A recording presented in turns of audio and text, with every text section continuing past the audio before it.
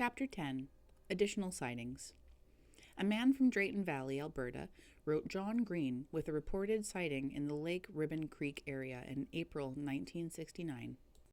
It was around noontime that the three men built a campfire to heat up and eat some food they were carrying with them. They sat and ate and talked for about 30 minutes when one of the men said, "Hey, what's that?" His two companions looked to where he pointed and saw about 100 yards away from them what they later described as a gorilla sitting on his haunches watching them. Two of the men wanted to run back to their car, but the third man whispered to them, "Wait a minute." Apparently, the animal just sat there looking at the men for about 5 minutes. Then it stood up. The creature then made a chattering noise with its teeth, and at the same time moved its arms in an up and down motion. Later, after the creature had moved off, the men went to spot where it had been sitting. But they did not find any footprints nor any other sign of the creature. Later, all the men agreed that the strange animal stood between 7 and 8 feet tall. The man drew a sketch of the animal and included it with the letter. According to the sketch, the animal may have been female, as it had long, droopy breasts. This sighting was at the same year as the Edmonton Journal report of Chief Joe Smallboy's Indigenous Band sighting, Chapter 1. In August of 1968, Mr. Gerald Martin claimed that he and his family watched what might have been a Sasquatch walking along a ridge east of Highway 93, opposite the Columbia ice fields. He described the creature as a large, black, upright figure walking along a ridge quite a distance away. The family agreed that it was too large and walking too fast to have been a man. Guy Phillips, a researcher in Winnipeg, Manitoba, wrote me about a report from the Lake Louise area on December 21st, 1984. Guy had been looking into reports for many years, and when he hears of something in the Alberta area, he will usually correspond the details to me. Guy's letter regarding the incident follows. As I mentioned on the phone, I have some information on a sighting out your way from 1984. The details are very sketchy, but you are welcome to them. I wrote little down at the time, and it wasn't local, and I related verbally the same day to someone who passed it on to Renee Dahadin. It took place between December 18th and 21st, 1984. She wasn't sure of the exact date. Some university students from Winnipeg were on a ski vacation. At one point, they were driving just outside of Lake Louise when they saw an animal climbing up the mountain. It was 8 to 9 feet tall, a brown, dark, or black color. They, 3 or 4 in a car, stopped the car and watched it for 5 to 10 minutes. It never went on all fours and continued up the mountainside.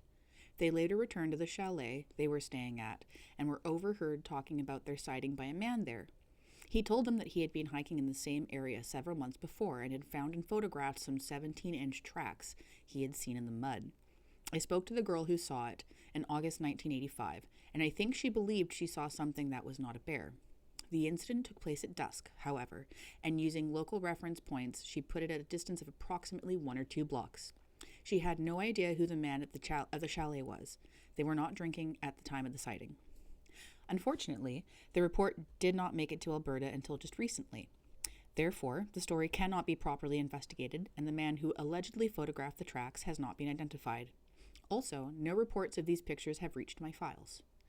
On the night of March 21st, 1988, Dan and Julia, aliases, reported to me their sightings of what they believed was a Sasquatch.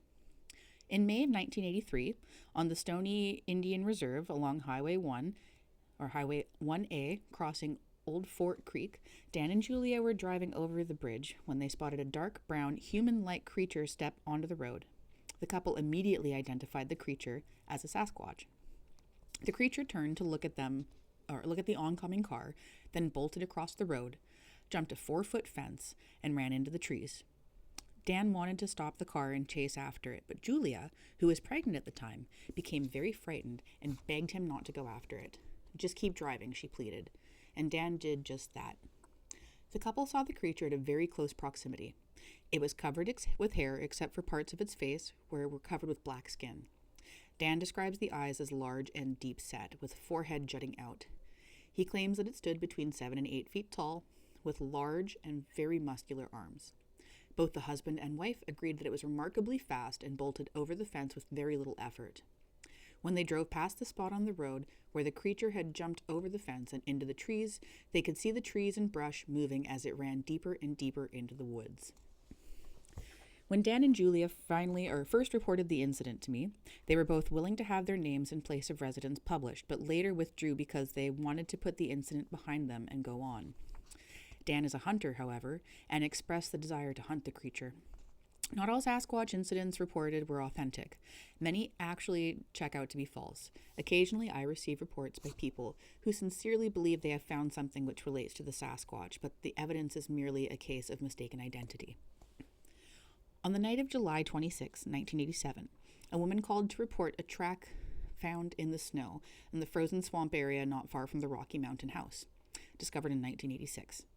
Her and her husband photographed the strange tracks and wanted to present them to me for verification. There were 6 photos in all, and they did indeed show large impressions amongst walking in the straight line across the ice. The size of the prints were huge when compared to the Shannon's 7.5 size running shoe alongside the photograph. The couple did not measure the size, however, or the stride. Upon close examination, I concluded that the prints were not that of a Sasquatch, but of a human. The prints merely melted out in the warm weather. The outline of the boot print inside of each track could be seen. That was probably the original size of the print, but the warmth of the rays of the sun and the ice seemed to have melted them, causing the larger impression that convinced the couple that the tracks may have belonged to a Sasquatch. Still, a further clue in examining the photos was the size of the gait of the distance between the tracks. If the tracks were their original size, whatever made them was walking heel to toe at the time. The courage of this couple to come forward and the intelligence to take photos was encouraging, though. I thanked them for calling and expressed my desire to have more people come forward with possible track findings.